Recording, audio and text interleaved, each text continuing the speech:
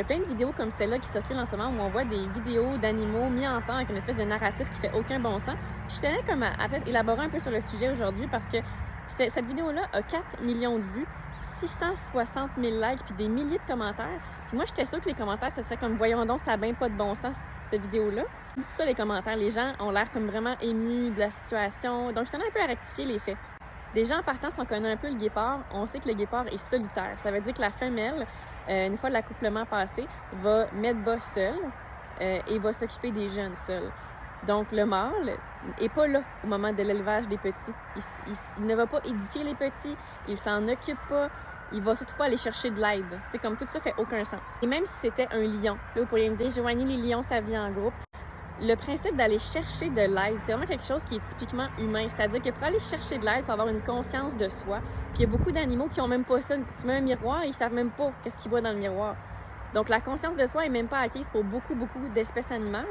Puis ils ont encore moins une conscience de l'autre.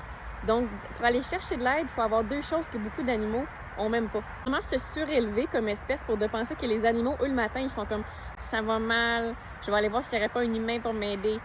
Les animaux n'ont pas ce genre de réflexion-là. Les animaux ne nous considèrent pas comme l'espèce supérieure. Ça, c'est tous des éléments que nous, on intègre à cause de films comme Disney, peut-être, mais c'est vraiment de l'anthropomorphisme, encore une fois, de mettre des émotions humaines sur des animaux. Ce guépard-là, il devait être près de ce véhicule-là parce qu'il voulait de la nourriture, ou il a été nourri.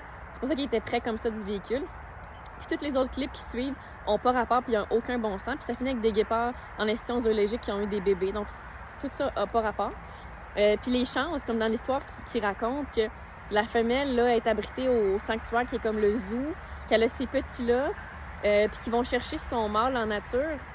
Encore une fois, une vision très humaine puis anthropomorphique de dire « Ah ben oui, le mâle qui vit sa vie en nature, qui va très bien, lui, il va préférer aller en captivité. » Tout ça fait aucun sens. En ce moment, TikTok nous remplit de vidéos comme ça. Moi, je n'ai plein dans mon feed. Je pense qu'il faut que collectivement, on développe notre esprit critique. La première étape, c'est de réaliser que les animaux ne pensent pas et ne réfléchissent pas comme nous. Déjà, ça serait un bon début, mettons, à cibler.